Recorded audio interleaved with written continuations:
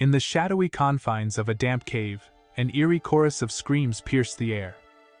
It was a night of tumultuous celebration among the goblins, their revelry rooted in the demise of their chief. Amid the echoes, one goblin, his eyes a fiery red, declared himself the new leader in a frenzied shout. Yet, this bold claim was immediately contested by another, who, fueled by envy and a conviction of his own worth, lunged forward and bit his rival's nose in a savage display of entitlement. The cave erupted into further chaos, the air filled with the cacophony of shrieks as other goblins gathered around, their faces alight with glee, placing bets on the victor of this gruesome fight. To these creatures, chaos was not just entertainment. It was a way of life. As the frenzy continued, murmurs began to weave through the crowd about the late leader's last trophy. A human girl, untouched and hidden away. Curiosity and dark intent flickered in their beady eyes as they schemed quietly among themselves. They knew one among them, a goblin unlike the rest, who dressed not merely to cover but to cloak his form in ragged garments, had been favored by the old leader. His aura, unnervingly similar to that of a human, marked him as different and potentially more dangerous now that the leader was gone. The goblin's eyes gleamed with malice and anticipation as they watched him, plotting to seize the girl when the moment was ripe. A few of the more cunning goblins proposed a cautious wait. Their best warriors had already ventured forth to secure the prize. The plan was simple. Let the clothed goblin confront the warriors, then amidst the ensuing conflict, they would strike, eliminating him and claiming the girl. But unbeknownst to them, the clothed goblin had overheard their nefarious plans. Driven by a sudden, urgent need to protect the girl, he dashed with surprising speed, outstripping his pursuers with ease. Upon reaching the girl's location, the scene that unfolded before him was one of impending horror. The girl was surrounded, her pleas for mercy echoing off the cold stone walls, her eyes wide and filled with terror. The goblin stepped forward, his voice firm as he demanded her release. The new self-proclaimed leader of the goblins, swollen with newfound power, sneered in refusal, confident in his supremacy over what he deemed a traitorous kin. The situation escalated swiftly. Outnumbered and overwhelmed, the clothed goblin found himself forced to the ground, disbelief and desperation clouding his thoughts. But survival instinct prevailed.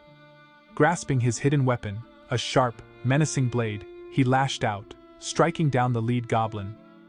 The cave fell silent, the remaining goblins frozen in shock. No goblin had ever wielded a weapon with such deadly human-like precision. Standing tall among the cowering crowd, the clothed goblin's next words were cold and final. Leave or die. The stark reality of their leader's swift demise, coupled with the chilling ultimatum, scattered them into the shadows, leaving behind only the echo of their fear and the heavy breaths of the two survivors in the dimly lit cave. As the echoes of the retreating goblin's threats faded into the cavernous dark, Lamthine stood tense and vigilant, his mind racing with the foreboding of the many challenges that lay ahead. His choice to defy his own kind had set him on a perilous path, and he understood that this was merely the opening chapter of a saga marked by strife and discord. Beside him, Kellia's voice, tinged with relief and gratitude, broke through his contemplation. "Thank you, Lamthine, for saving me once more," she said, her eyes reflecting a mix of fear and admiration. She knew he was unlike the others. He had shown her kindness rather than cruelty. "I hope you stay safe," she added quietly, a hint of worry lacing her words. It was uncommon, unheard of really, for a goblin to show compassion to a human. But Lamthine was no ordinary goblin. Indeed, Lamthine was not originally from this world at all. Just a few days prior, he had been a human, living an entirely different life. His journey here began tragically with an accident and a truck, which rather than leading him to the afterlife, catapulted him into this fantastical yet brutal realm. Upon arrival, he was equipped with a system meant to aid his survival, displaying various stats that seemed almost laughable in their insignificance. His current abilities were meager: level 5, with HP 20, strength 5, and defense 5. A total strength summing up to a mere 30. Kellia, through their conversations, had explained the significance of these stats in this world, a place dominated by gods and teeming with formidable creatures where humans had carved out their existence through sheer power. As a goblin, and one of the weakest at that, Lamthine faced the stark reality of vulnerability among his own kind. In this world, goblins increased their strength through mating, a grim prospect for Lamthine, whose human morals recoiled at the thought. Goblins, lacking a female gender, were driven to abduct women from other species for this purpose, a practice Lamthine found abhorrent. Yet the stark reality remained. If he wanted to survive, he would need to grow stronger. Kelia, observing his troubled expression, offered words of comfort. "Don't worry too much," she assured him with a gentle smile. "You're not like them, and you don't have to live their way." Her voice carried a promise, a future hope. "When the knights come to rescue me, I'll tell them everything. How you protected me. They are fair and just. They will surely let you live in my village." Her words buoyed Lamthine's spirits, infusing him with a tentative hope. If he could just hold on until her rescue, perhaps he could indeed find sanctuary among humans. This hope clung to him, a lifeline in the storm. Even if his system remained dormant for now, the prospect of eventual protection from Kelia's people gave him the strength to endure. As he stood there, contemplating his next steps, he knew he must navigate this harsh world carefully, always guarding the fragile flame of hope that Kelia's promise had kindled within him. In the murky depths of the cave, an ominous scream shattered the tense silence, signaling the dreaded return of the goblins. Without missing a beat, Lamthine turned to Kelia, his voice urgent as he instructed her to find a place to hide. She quickly slipped away into the shadows, just as a frenzied goblin burst into view. It charged directly at Lamthine, its wild eyes burning with a desperate desire to find Kelia and gain strength through her. The creature's recklessness made it vulnerable, and with swift precision, Lamthine ended its threat permanently. Turning back to Kelia, he delivered the news. Rescuers had arrived. Her face brightened instantly, filled with the hope of seeing a knight come to her aid.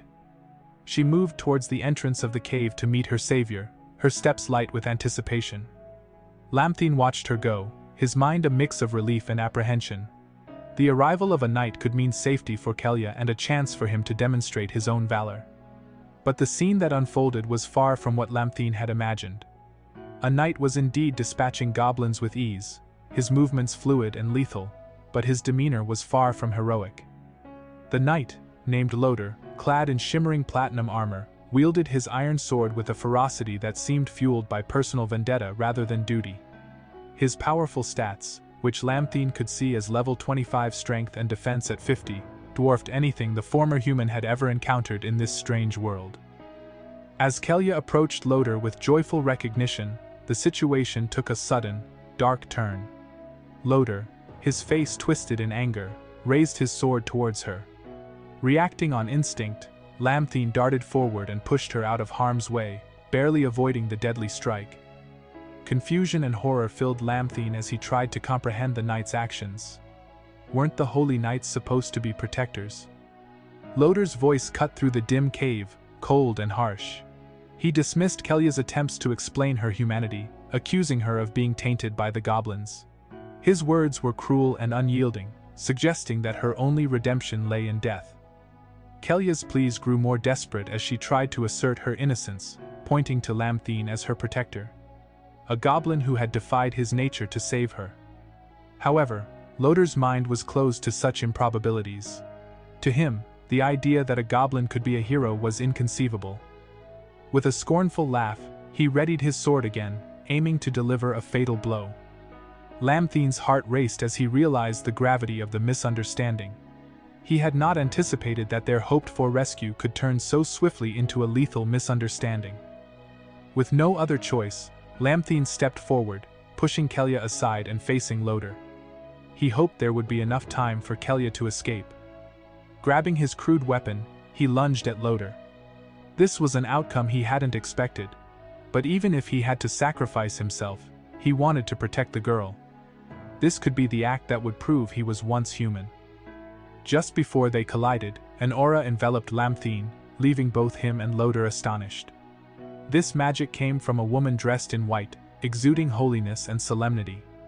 She demanded Loder stop because she sensed something strange about this goblin. The woman was none other than Saint Ifra. Seizing the opportunity, Kelia crawled over and begged Ifra to save them.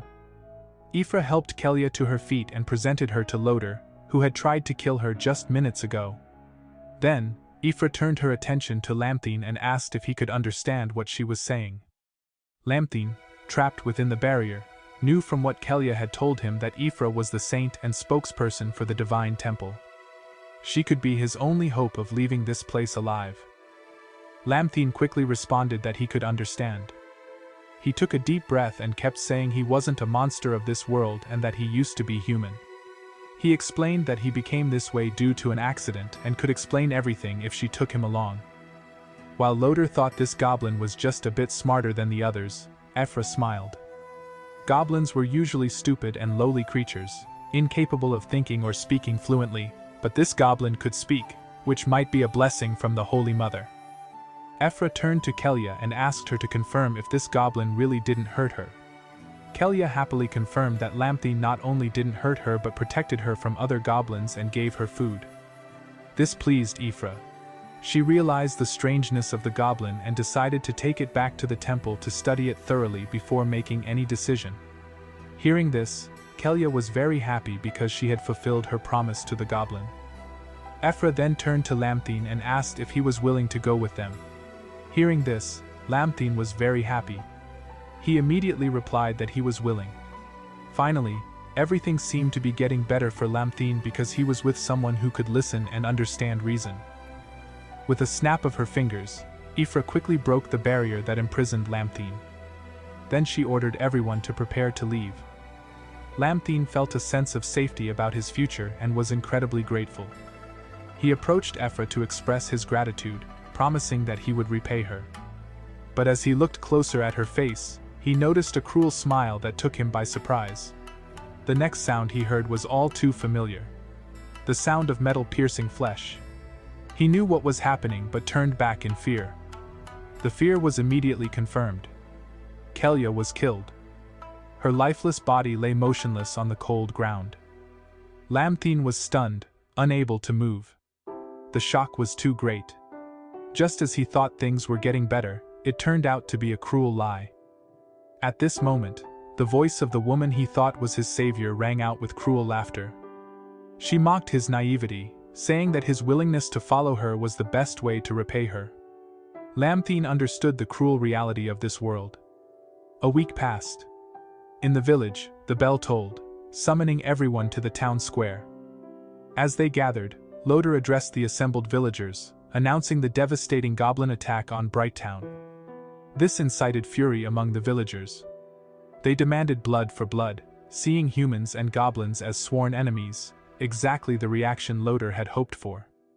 After whipping up their hatred, Loder began to praise the temple. The knights, he explained, acting on the temple's behalf, had slain these goblins and avenged the villagers.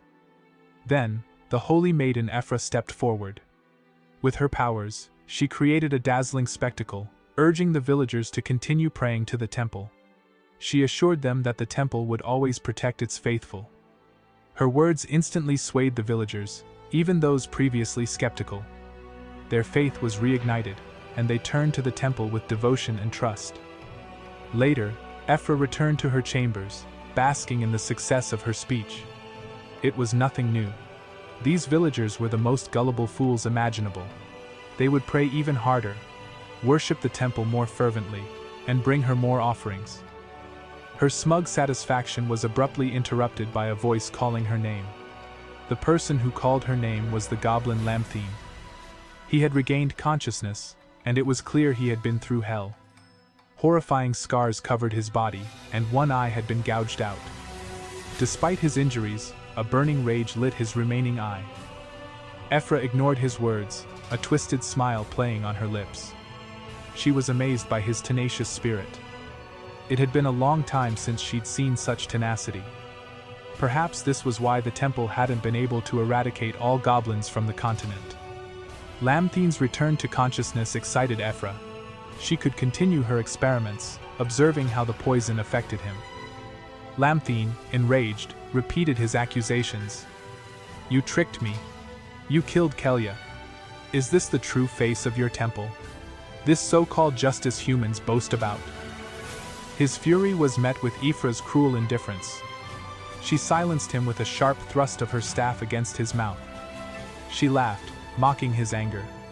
How dare a weak, filthy creature like you, a degenerate goblin, speak of human justice? She claimed Kelya was under a spell and dared to speak for him, which she saw as a betrayal. Therefore, death was her final act of loyalty. Goblins are nothing more than insects on this continent, she continued. It's a great honor that the Holy Maid even speaks to you. Be grateful and use your wretched little body to serve mankind in the temple's experiments. The brutal torture continued, Lamthine helpless to resist the endless, unbearable pain. Even when he fell unconscious, he was quickly awakened by the torment. In his torture, he wondered if he would die here. He didn't want to. But he couldn't blame anyone but himself. He had been so foolish, reborn as a lowly goblin, naively believing in humans and the kindness of those not of his kind. His weakness and naivety had led to Kelya's death. After being captured by the villagers, Loder and Ephra tortured and tormented him with every imaginable cruelty. They never believed his words, taking sick pleasure in his suffering. Lamthine's suffering eventually came to an end. He was tortured to death by the cruel woman. His only wish in his final moments, if he had another chance, was to never trust humans again. If he could do it again, he'd crush their bones and drink their blood. But that was only if he could be reborn. As his consciousness faded, instead of drifting into an endless void, Lamthine awakened in a different space. A place filled with brilliant white light and twinkling stars, his body fully healed. Before he could ask where he was, a system window appeared. It informed him that the Goblin life simulation system had been activated and he had died. A brief summary of his life flashed before him. Due to your naivety, you forgot you were a goblin. Humans will never trust goblins. You died from torture and abuse. This pain will be engraved in your mind, and you will never forget. As a result, you're the most tragic character in the rebirth system. Do you want to start again? Yes or no? Lamthine was startled. His system only activated when he died, and this system might allow him to be reborn. But would he be reborn as a low-level goblin this time? The system reminded him, if you choose no, your soul will completely dissipate. If you choose yes, you will be reborn into a goblin body 1 week earlier. This made him incredibly excited. A week ago, this was his chance for revenge. He had to get revenge on Loder and Ephra. Of course, he chose to be reborn again. A white light enveloped his body, signaling the start of his Goblin 2.0 life. Lamthine's eyes were now filled with rage. This rebirth was slightly different because this was his Goblin 2.0 life. To help him live longer, the system decided to give him a little more power. Feeling his newfound strength, Lamthine smiled with satisfaction. Even if it was just a little, coming back to life was the most important thing. But it seemed this was his only chance because the system immediately warned him of danger. People from the temple were coming, and if he died again, he wouldn't be reborn. This shocked him, but he didn't expect more. Being reborn once was already a miracle. He wasn't strong enough to fight the temple yet, so he immediately asked the system what he could do. The system explained that it was called the Goblin Life Simulation System. He could simulate his life and predict future events. Each different choice would lead to different outcomes. Each simulation required 24 hours to complete. After the simulation, he would earn points from each simulation, which he could use to exchange for items in the system. This made Lamthine chuckle. This simulation method meant he could see the future. So he immediately started using the simulation. The system reminder displayed the current situation. Escape the Goblin Cave. To escape, he had to make choices. 1. Warn his goblin friends and unite to face the humans, with a reward of 10 points. 2. Abandon the other goblins and escape on his own, with a reward of 5 points. 3. Hide in the cave and pray the temple people don't find him, with a reward of 0 points. Lamthine thought about it. Even though there were 3 options, He was sure that even if all the goblins in the cave united, they couldn't defeat Loader. The battle would end with their deaths, and he wouldn't be able to escape. But he still chose to simulate the first option. He hoped that with the points he earned, he could exchange them for a weapon from the shop and then kill Loader with a sneak attack. As predicted, after the simulation, all the goblins were killed. The result was a complete failure. The system asked him to think carefully when making decisions but still gave him 10 points. Lamthine was happy that he got the points, even though his plan failed. He quickly opened the system's shop. Many weapons appeared immediately, available for exchange. But the problem was that his points were too low. The only thing he could afford was a short knife. It could increase his movement speed by 10% and his strength by 15 points. He grabbed the knife. Those stats were immediately added to his information panel. At this point, Lamthine remembered Kellia. He asked why he didn't see her. The system informed him that due to his rebirth, some events in this world had changed. Kellia wasn't captured by the goblins. She was living happily with her family in the village. Knowing this made Lamthine very happy. A smile appeared on his face.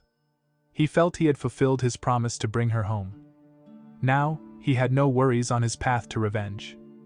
The thing to do now was to escape and survive. He chose a narrow exit to go out. This place was small, so there would definitely be fewer guards. There were only 2 guards outside, discussing their work. These goblins were very weak, so they could easily complete their task.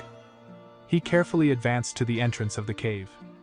The 2 guards talked to each other, saying that since this passage was small, any goblin that ran out would be easy to kill. Loader had asked them to kill any goblin that ran out and not let them return to the village. This conversation confirmed Lamthine's belief that everyone in the temple was a bunch of bastards willing to kill their own people. Therefore, a goblin like him had no reason to be merciful to them. Trying his best to imitate a woman's voice of distress, Lamthine pleaded for help. The guards immediately paid attention, eager to kill the girl and receive a reward from Loader.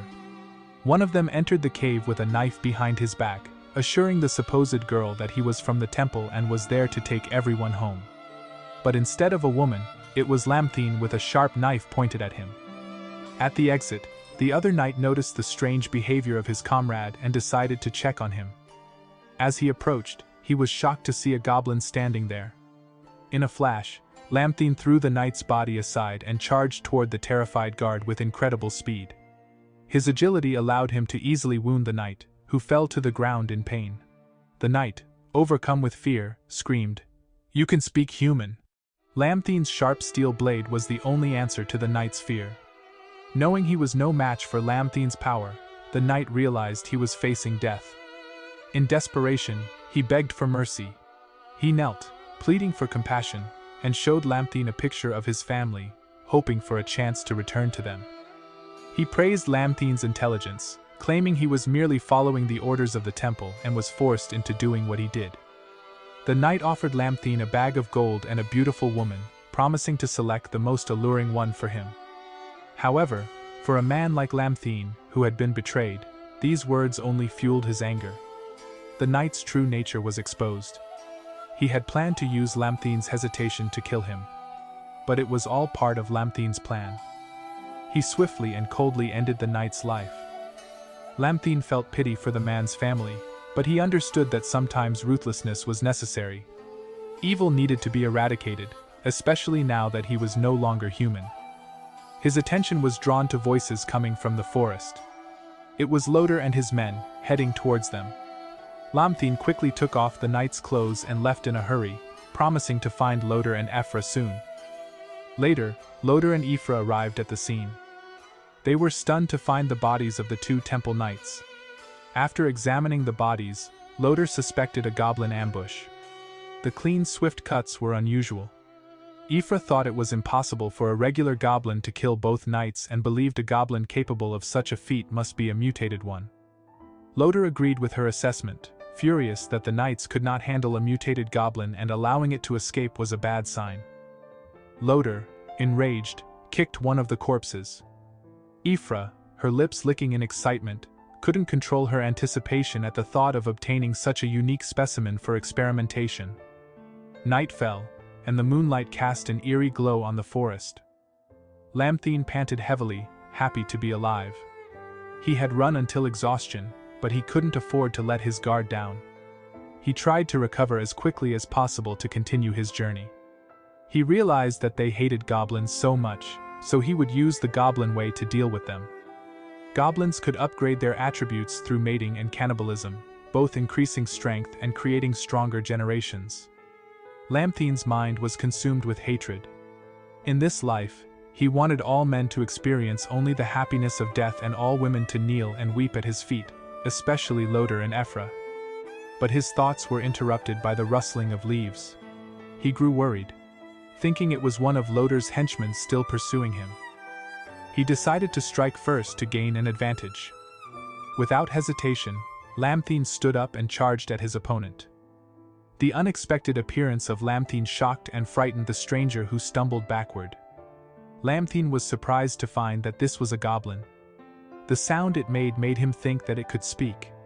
Inertia caused Lamthine to also fall forward, and after recovering his posture, he was further astonished to discover that this goblin had characteristics of a female. Why was a female goblin appearing at this time? According to everyone's knowledge, goblins were only male and reproduced by mating with other creatures. Her presence changed Lamthine's entire perception. In confusion, his eyes were fixed on the female goblin. She thought he was about to do something. She quickly sat up and begged him not to hurt her, explaining that she was just fetching water. This only made Lamthine more curious. How could this goblin speak complete sentences like him? To find the answer, he used his assessment skill to check her attributes. She was level 3, but her profession was God's messenger. She had the titles of Fallen God and Pure Soul with attributes: Blood 10, Energy 2, Defense 1. With the skills of Devour and Wild Growth, her overall strength was 10. Lamthine was surprised to see the special note. When a male goblin combines with a female goblin, they will become the legendary Goblin God. This made Lamthine have an unclean thought, because if he mated with her, he would gain immense power. As if seeing the dark thoughts in Lamthine's eyes, the girl backed away in fear. She said she was caught by the Patriarch to fetch water, and if she didn't bring the water back, she would be beaten to death by the Patriarch. Seeing the girl scared, Lamthine spoke up and apologized.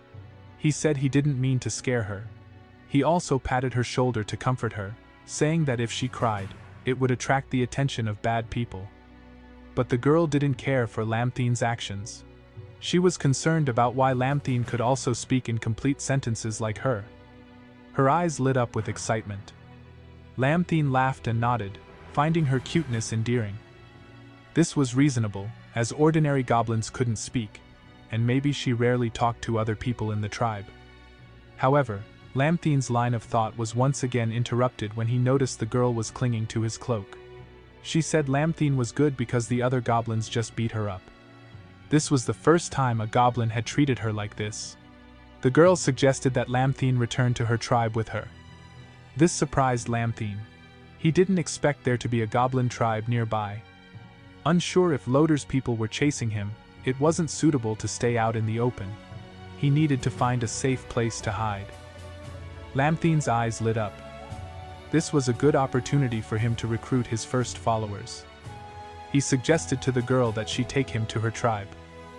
She agreed eagerly, seemingly entranced by his appearance, a goblin as handsome as him being a rare sight. Soon after, they arrived at the goblin camp. Lamthine's appearance made the other goblins extremely wary. He was a stranger and dressed like a human, something goblins had never seen before. Lamthine calmly observed, feeling very satisfied with the number of goblins present. He decided to start building his kingdom from here. With a calm attitude, he explained to the goblins that he wanted to join them and meet their leader. But his proposal was immediately rejected. The goblins decided that a freak like Lamthine couldn't meet the Patriarch. They decided to capture him and then bring him to see the Patriarch. At this time, the girl worriedly stepped forward to block the goblins. She said that Lamthine was a good person. The commotion attracted the Patriarch's attention. His appearance surprised Lamthine. The patriarch was an old goblin with a staff decorated with many skulls. He looked very ferocious, and his appearance was completely different from the goblins Lamthine had seen before. Besides his clothes, he also had very high stats, with level 25, and a priest profession. Blood 102, Mana 29, Defense 17, with the skills of Devour, Summon, Thorn Control.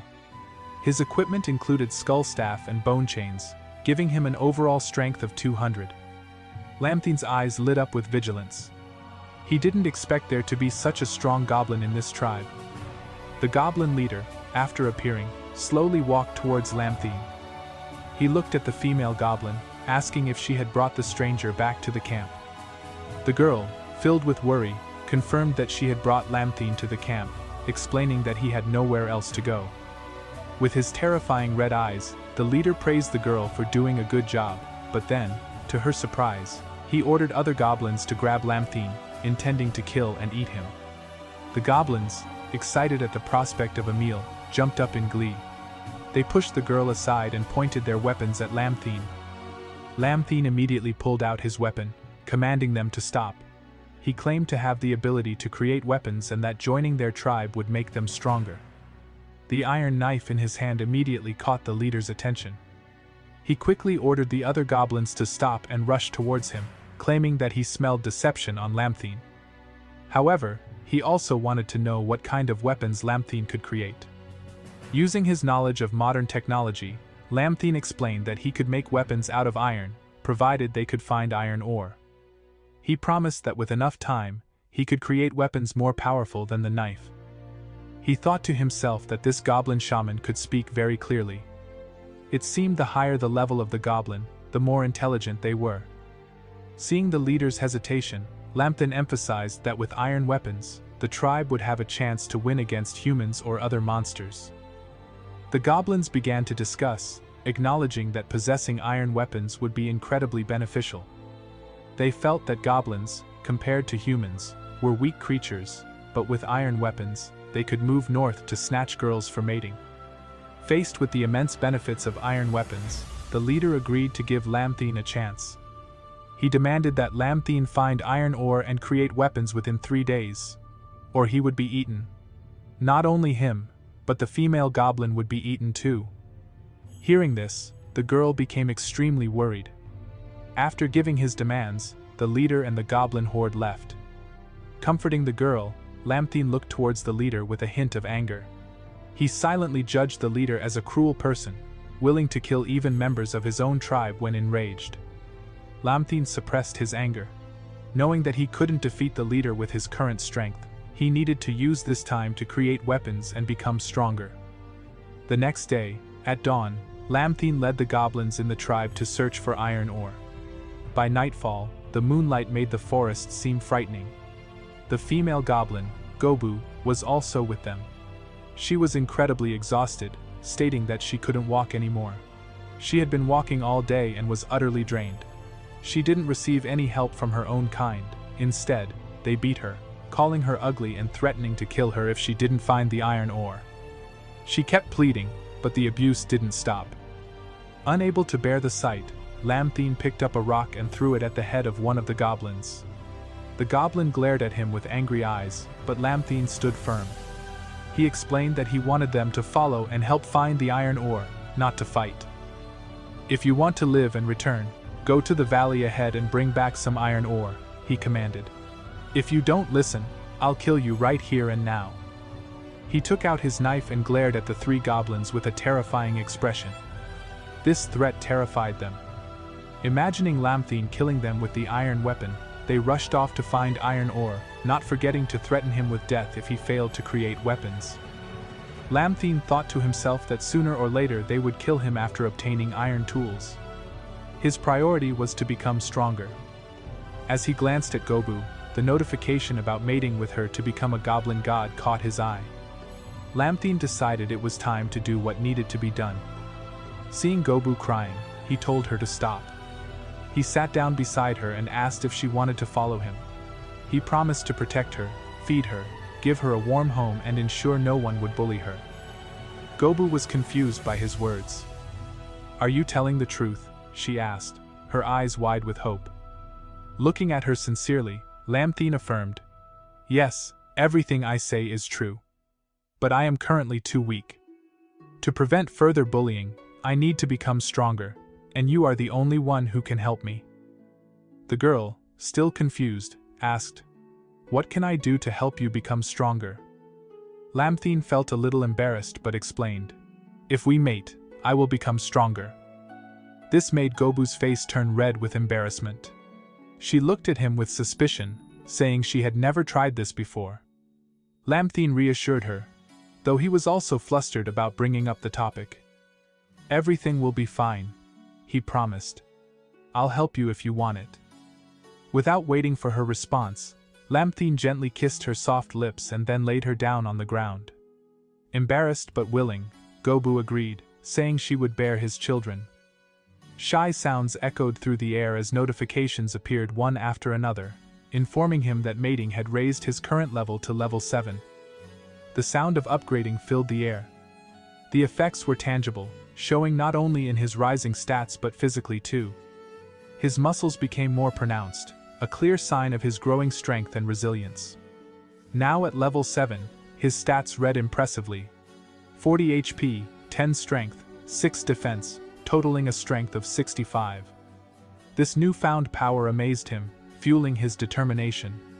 Perhaps, he thought, I might even challenge the goblin leader soon. In a gentle moment amidst the chaos, Lamthine turned to Gobu, his voice soft and full of promise. You are my wife now, and I will protect you forever, he declared. Gobu's cheeks tinted with a blush as she thanked him, her fatigue evident yet her voice carried a warmth. You're a good person, Lamthine. Their brief respite was interrupted by a distant cry for help. Turning towards the source, they spotted a goblin sprinting towards them, panic-stricken, with a large wolf in hot pursuit. What piqued Lamthine's interest wasn't just the goblin's plight but the chunk of iron ore clutched in its grasp. Iron ore was a rare find in these parts, and Lamthine knew its value. However, he first needed to handle the immediate threat. Placing his knife firmly in hand, he instructed Gobu to stay put. Wait here for me, he said, seeing the trust in Gobu's eyes as she reminded him. Be careful. For Lamthine, this wolf represented not just a threat but a benchmark of his growing capabilities. As the wolf closed in on the terrified goblin, Lamthine intervened with decisive force. With his iron knife in hand, he charged at the wolf, his actions swift and lethal. The goblin, witnessing this, was stunned by Lamthine's prowess, and as the wolf fell with a single strike, the creature's perception of Lamthine transformed into that of a formidable and fearsome warrior. Approaching the goblin, now shaking in fear, Lamthine demanded the iron ore. Without hesitation, the goblin handed it over, too frightened to do otherwise. Holding the high-quality ore in his hands, Lamthine couldn't suppress a victorious laugh. This resource was a game-changer. With more of this, he mused aloud. I can forge weapons not just for myself but for the tribe as well.